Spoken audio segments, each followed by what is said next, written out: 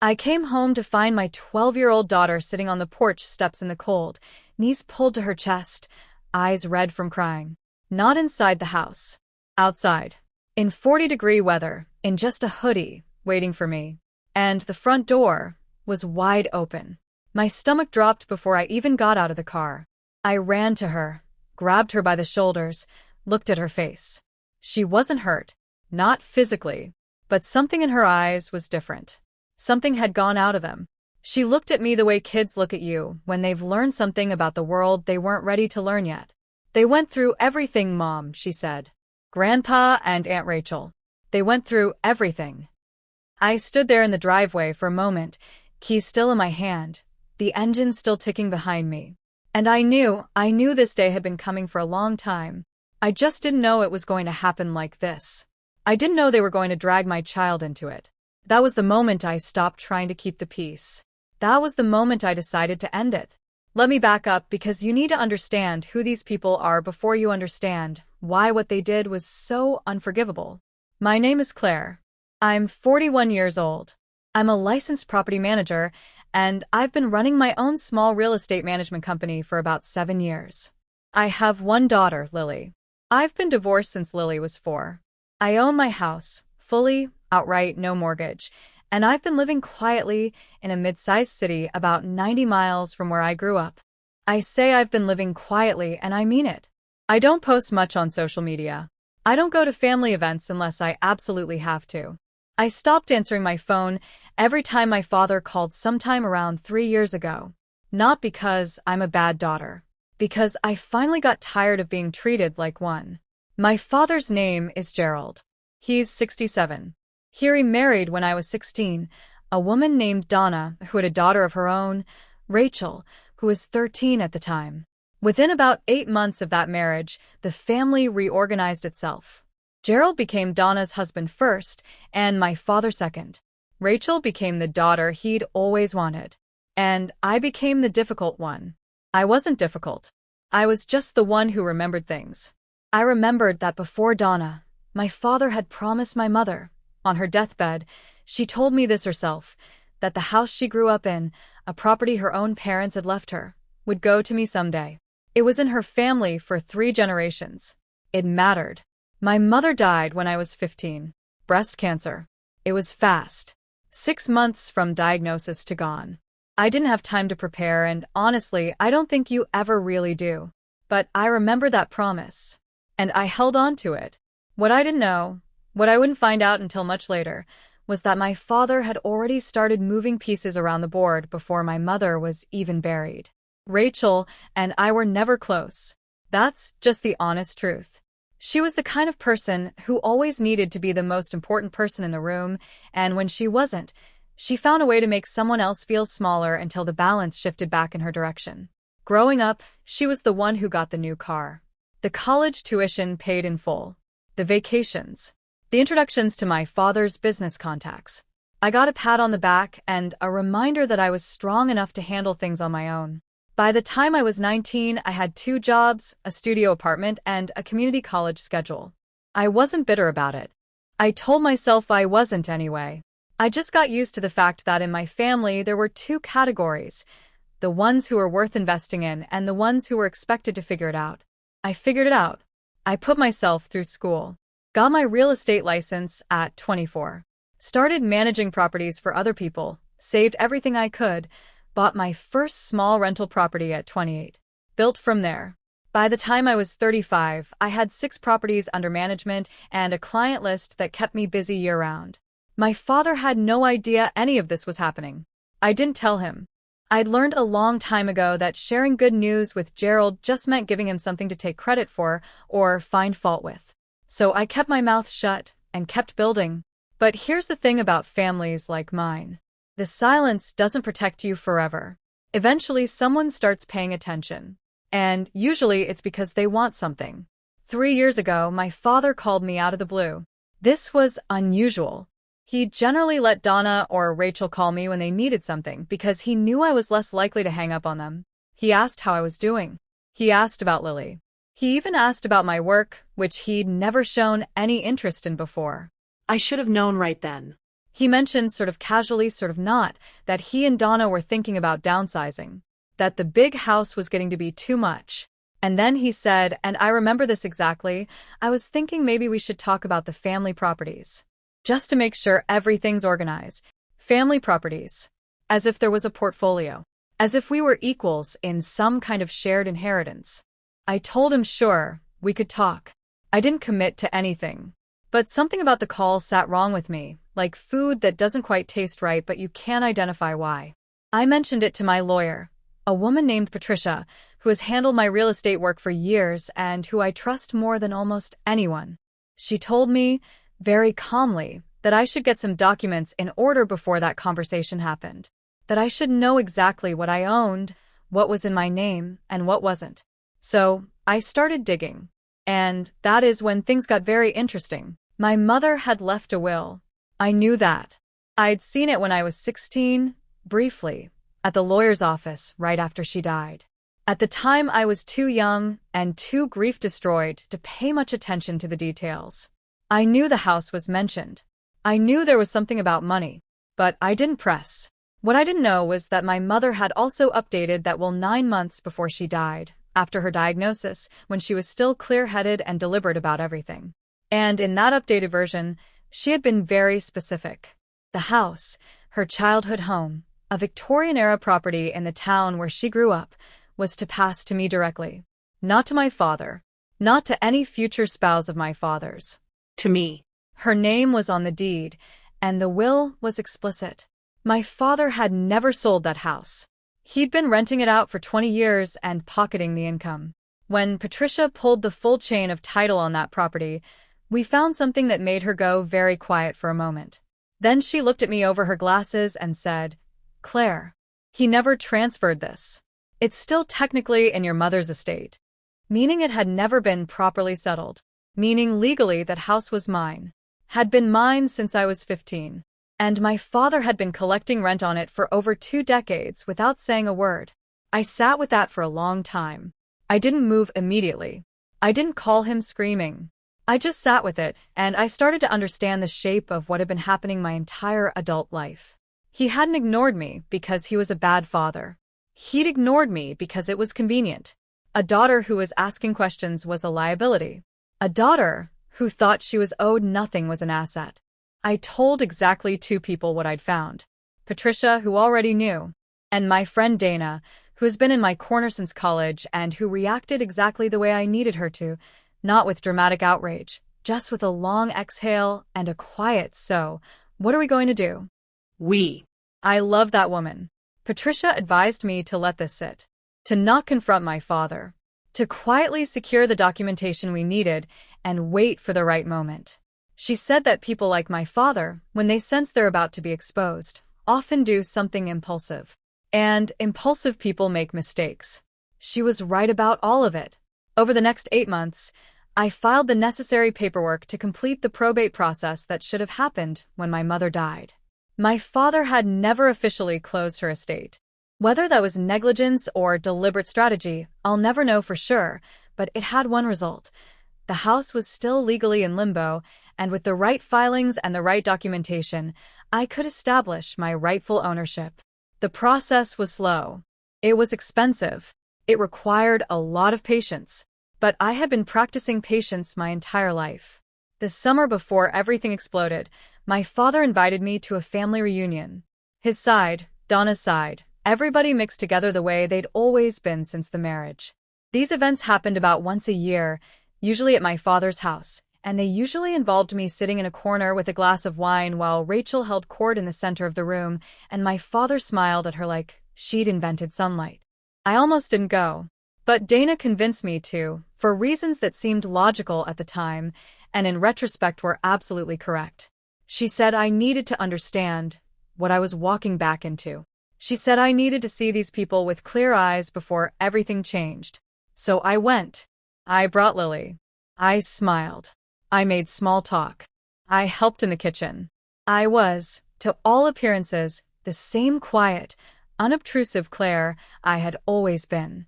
But this time I was listening differently. Rachel cornered me by the back porch early in the afternoon, which was unusual. She didn't typically seek me out. She had a particular way of standing when she wanted something, shoulders back, chin up, voice pitched just slightly too casual, like she was working to sound relaxed.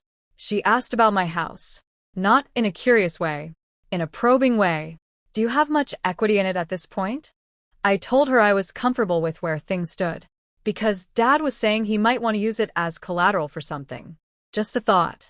Has he talked to you about that? I looked at her. I kept my face completely neutral. No, I said. He hasn't. She shrugged. Changed the subject. But the hairs on my arms were up. My father wanted to use my house as collateral. My house. The one in my name, bought with my money, with no connection to him whatsoever. That was when I realized this wasn't just about my mother's property anymore. They'd been watching me, tracking what I had, and they had a plan. I drove home that night with Lily asleep in the back seat and my mind moving fast. When I got home, I called Patricia. It was late, but she picked up because she's Patricia, and she always picks up. I told her what Rachel had said. There was a pause. Claire, she said, I think we need to move faster. Here's what we did. Over the next 6 weeks, Patricia helped me establish a proper legal entity, an LLC, and transferred ownership of my personal home into it, with me as the sole member. This is a completely legitimate thing to do for asset protection purposes. It meant that even if my father somehow tried to pursue any kind of claim or manipulation involving my property, there was a clean legal wall between his ambitions and my front door. We also quietly completed the probate process on my mother's estate. The Victorian house was officially legally transferred into my name. I had the deed. I had the paperwork. I had everything signed, sealed, and recorded. My father didn't know. Rachel didn't know.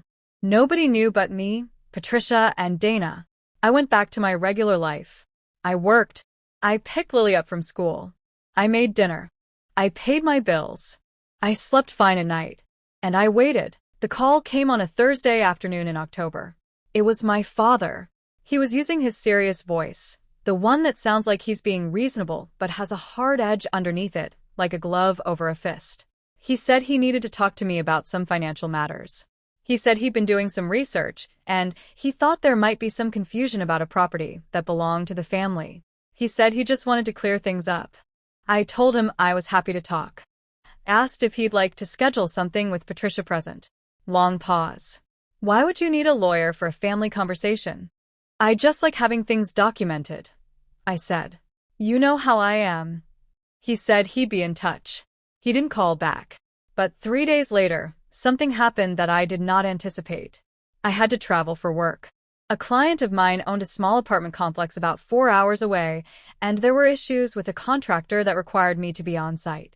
I arranged for Lily to stay at my house. She was 12, mature for her age, and Dana lived 2 streets over. The plan was that Dana would check in on her after school. I was gone 2 days.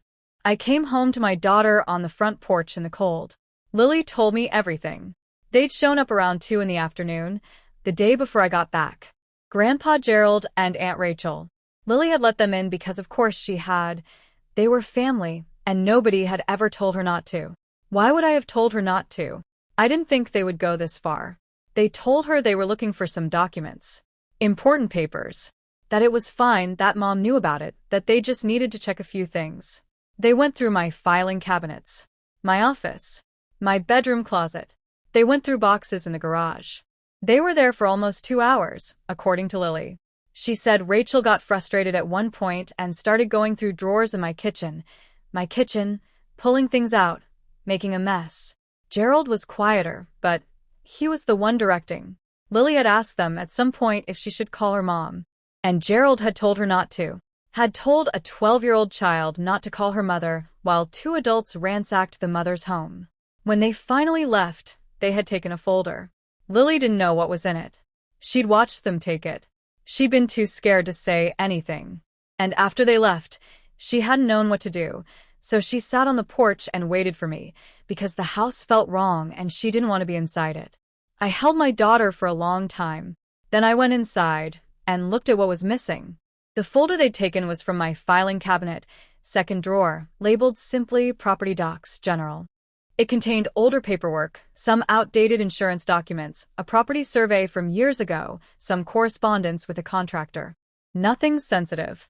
Nothing useful to them. Because here's the thing they didn't know. I don't keep important documents at home. I never have. Everything that matters lives at Patricia's office, in a fireproof safe, with copies in a secure digital storage system that requires two-factor authentication. Whatever they were looking for, they didn't find it. But I found something. Because when you're angry and methodical at the same time, you notice things. And what I noticed was that they had disturbed a small security camera I'd installed in my home office about 8 months earlier, a standard home security measure that recorded to cloud storage. It was tucked on a bookshelf behind a plant. Lily didn't know about it.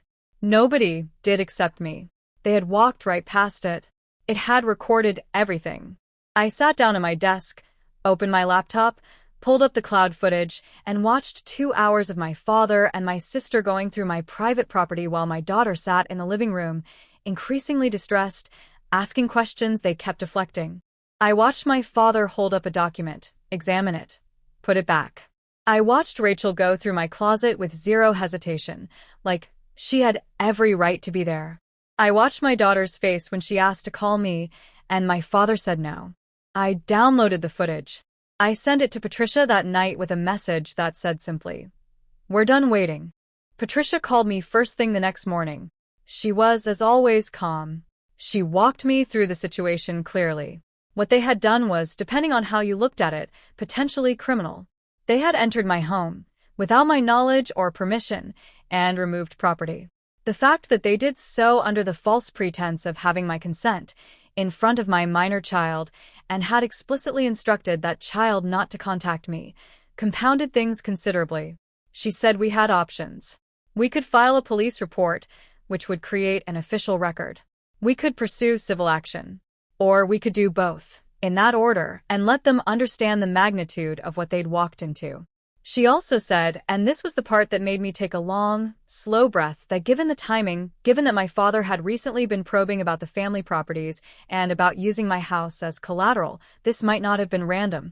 They might have been looking for the deed to my home, or for the probate paperwork relating to my mother's estate. They might have been trying to figure out exactly what I knew and what I could prove, which meant they were already scared, which meant they already suspected I knew something. And that changed the dynamics significantly. I didn't call my father. I didn't call Rachel. I called Dana and asked her to take Lily for a few days while I dealt with things. Lily didn't fight it.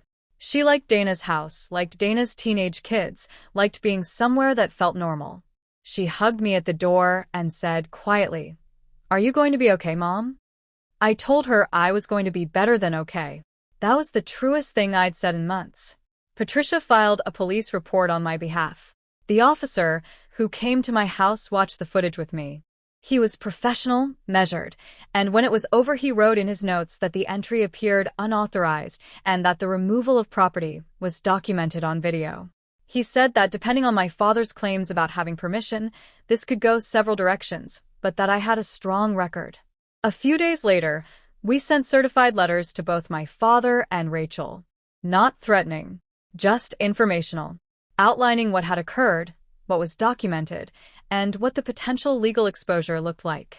Patricia's letterhead at the top. I was told afterward that when my father opened his letter, he sat down very suddenly and didn't say anything for a very long time. Rachel apparently cried.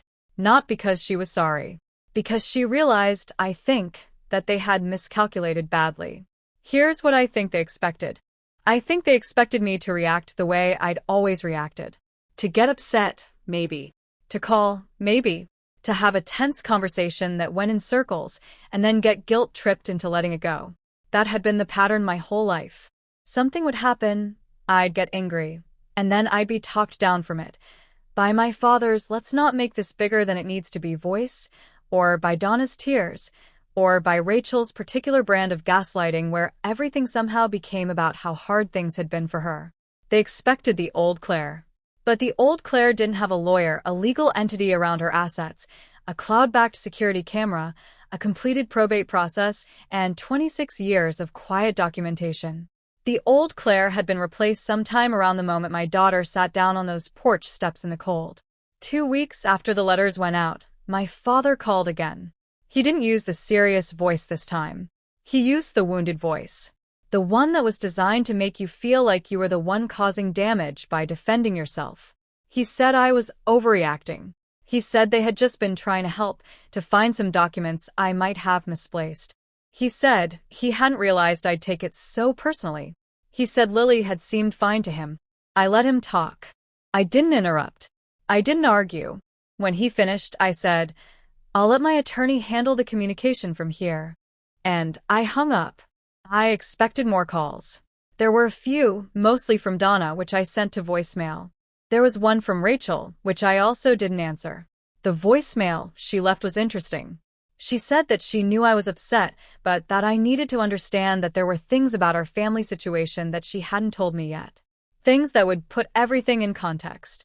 That phrase, "things that would put everything in context," sent a chill through me, because it meant there was more. It meant I hadn't found all of it yet. I called Patricia. Patricia had already been digging. She's good at that, methodical, persistent, and she has the kind of professional relationships that allow her to pull threads in ways a regular person can't. What she found over the next 3 weeks became the clearest picture I'd ever had of my family. The Victorian house, my mother's family home, had not been my father's only move. When he'd rented it out, he'd also taken out a small loan against the property about 12 years ago. A loan that had been repaid, technically, but which had involved some creative documentation around whose signature was on what. Patricia's assessment was that it was messy enough to be a problem for him if it ever came to light.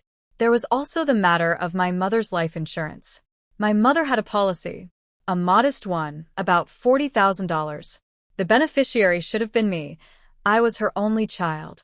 But in the months after she died, when I was 16 and completely overwhelmed and trusting my father completely, the payout had gone into a joint account that my father later dissolved. I had never seen a penny of it. I hadn't known to ask.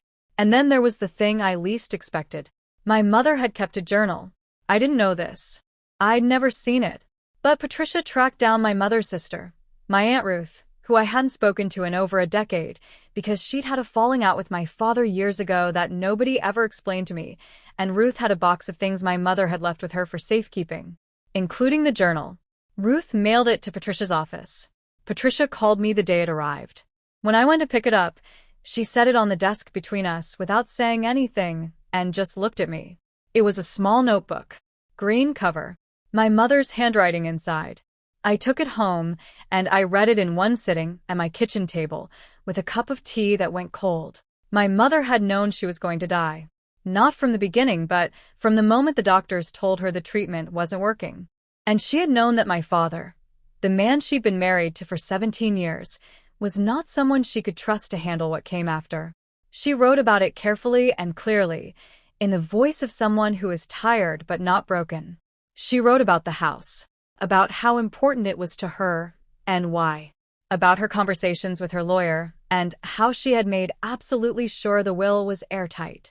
About how she had told my father directly, in front of a witness, that the house was for me. And she wrote about his reaction. He'd nodded. He'd said of course. He'd held her hand, and said he understood.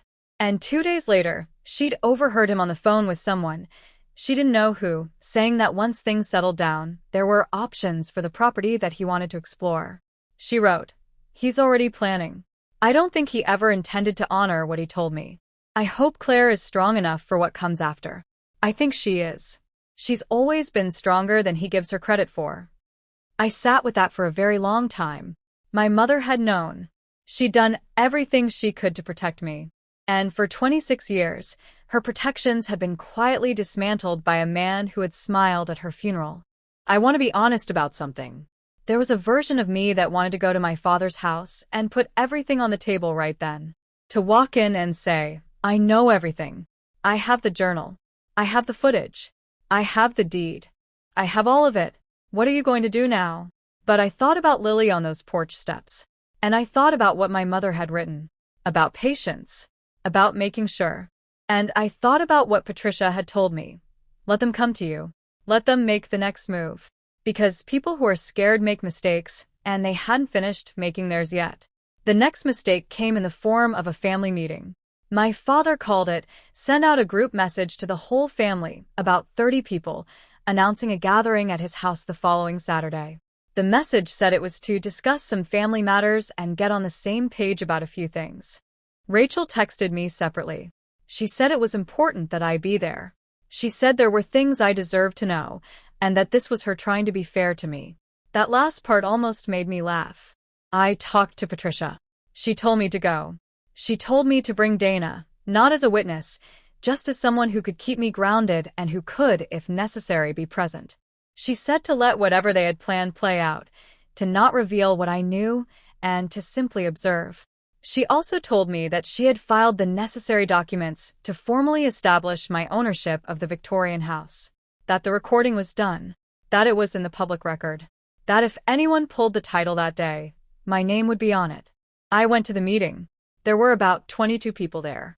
Aunts and uncles from Donna's side, a few cousins, a family friend who had apparently been included for some reason, and all the central players. Gerald, Donna, and Rachel, who was dressed like she was moderating a corporate presentation. She had a folder on the table. Of course she did. My father spoke first. He started with some general family language, togetherness, communication, making sure things were handled the right way. Then he transitioned, smoothly enough that some people might not have noticed the shift, into talking about assets. About how, as he and Donna got older, they wanted to think about the family legacy. About properties that had sentimental value and needed to be managed responsibly. Then Rachel took over.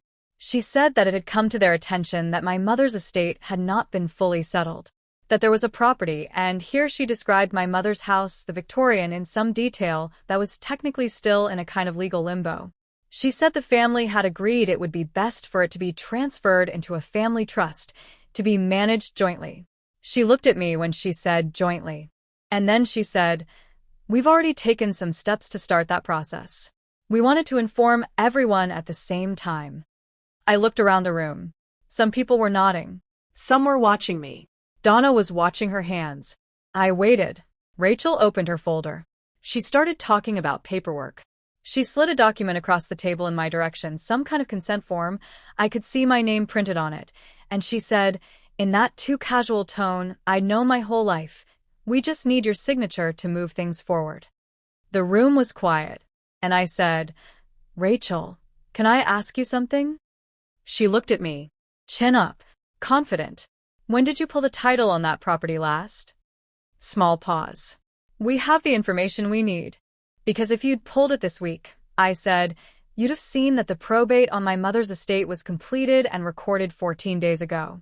The property transferred to me, solely, by the terms of my mother's will, which is on file and can be reviewed by anyone in this room." Silence. "So there's no limbo," I said. "There's no joint trust. There's no consent form I need to sign. The house is mine. It's been mine since my mother died. My father just never told me." The family friend across the table made a sound. One of Donna's cousins shifted in her seat. My father's face had gone a color I'd never seen it go before. I wasn't done.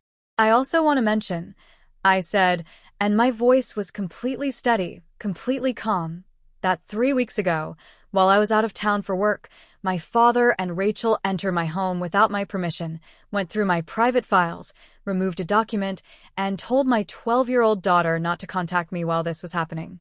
I have that on video. There is a police report.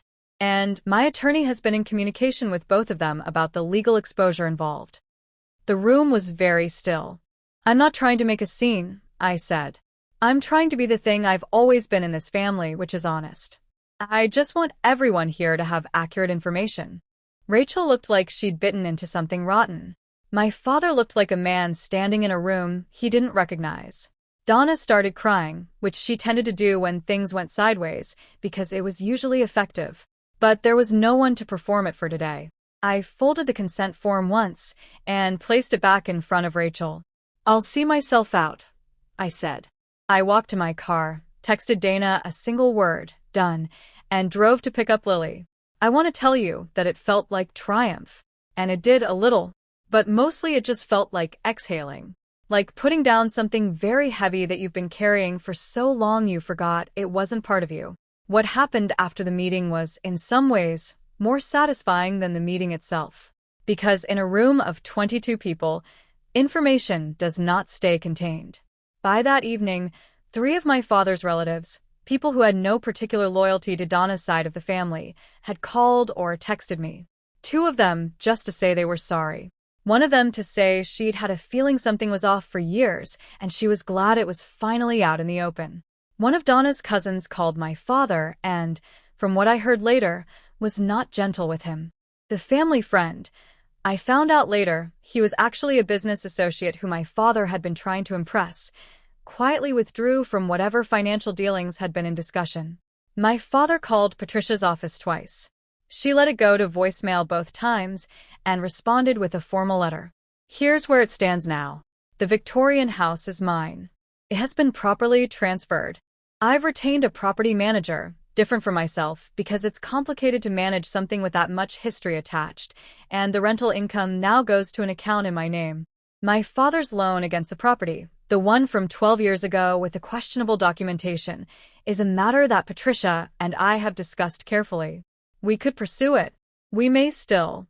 For now, it serves its purpose by existing, by being a thing my father knows that I know. The footage of the break-in, as I privately call it, remains filed with Patricia and backed up in 3 separate locations. My father knows it exists. Rachel knows it exists. The police report is active. No criminal charges have been filed yet, but that file is open and can be reopened. I'm not someone who wants to destroy my father. I want to be clear about that. But I am someone who is done being managed. I sat down with Lily about a week after the family meeting. She knew something big had happened. Kids always know. She'd heard pieces, too much probably for 12, and I wanted to give her the version she needed. I told her that sometimes in families, there are situations that aren't fair. And sometimes it takes a long time to find the right way to address them. And sometimes the right way isn't the loudest or the most dramatic. Sometimes it's just being patient and honest and having your paperwork in order. She thought about that. Then she said, "Is that why you always make copies of everything?" I laughed. Really laughed, maybe for the first time in weeks. "Yes," I said. "That's exactly why." She looked at me for a moment. Then, "Are we okay now? Like, are we safe?" I told her yes. I told her that the house is ours, in a legal structure that protects both of us, and that nobody can touch it. I told her that some relationships in our lives might look different going forward, but that the people who actually showed up for us, Dana, Patricia, Aunt Ruth, who I'd reconnected with after she sent the journal, those people were still there. She nodded. Then she said, quietly, "Grandpa never really knew you, did he?" It wasn't really a question. "No," I said. He didn't. My father sent me a letter about 6 weeks later. Handwritten. 4 pages. I read it once, then I put it in a drawer. I'm not ready to respond to it. Maybe I will someday. Maybe I won't. In it, he admitted that he should have told me about the house years ago. He said things had gotten complicated after my mother died. He said he'd always planned to make it right. He said he hadn't expected me to handle things the way I had. That last sentence is the most honest thing he's ever said to me. He hadn't expected it. He'd expected me to stay the version of me that he'd built, the one who was grateful for scraps, who didn't ask questions, who absorbed whatever was handed to her and kept moving. He hadn't been paying attention. While he was busy deciding what I was worth, I was quietly building something he didn't see coming. Rachel sent a single text about 2 months later. It said, "I'm sorry for the part one played. I hope someday you'll be willing to talk." I read it a few times. I haven't responded yet. I might. I think there's a version of Rachel who is genuinely sorry, and there's a version of her who is sorry that it didn't work. I don't know which version sent that text. Maybe both. I'll figure it out when I'm ready. Lily and I spent the holidays with Dana's family and with Aunt Ruth, who flew in and who turned out to be one of the sharpest, warmest people I've ever met. She knew my mother in a way I never got to as a young woman before any of this. She had stories. She had photos. She had a photo of my mother at 22, laughing, standing in front of the Victorian house, the summer before she met my father. I had it framed. It's in my living room now, next to a photo of Lily. Two women who deserved better than what they got. One who didn't make it far enough to fix it. One who did. I think about what my mother wrote in that journal, that she hoped I was strong enough for what came after. That she thought I was stronger than he gave me credit for. She was right. But not because of anything dramatic. Not because I went in swinging or played games or made anyone suffer. I was strong enough because I paid attention. Because I kept records. Because I found the right people to trust. Because I didn't react when I wanted to and moved when I was ready, and I made sure that when the moment came, there was nothing left to argue with. You can underestimate a quiet person for a very long time, but you can't do it forever. Here's the last thing I'll tell you. A few months after everything settled, I drove out to see the Victorian house for the first time as its rightful owner. I hadn't been there in years. I parked on the street and looked at it for a while. It needs some work, the paint is tired, and one of the porch railings is soft. The current tenants are fine, a couple in their 30s who have been there for 4 years and who, it turns out, had no idea about any of the backstory. I walked around to the back, where there's a garden that's overgrown now but must have been something once. Lily was with me. She was standing next to me, looking up at the house. She said, "It's pretty." "It is. Your grandmother grew up here," I told her. She looked at it differently then. The way kids look at things when meaning gets attached to them. "And now it's yours," she said. I put my arm around her. "And someday, it'll be yours." She leaned into me. The house stood there in the late afternoon light, exactly as it had stood for 100 years, waiting for someone who would finally take care of it. We were here now, and we weren't going anywhere.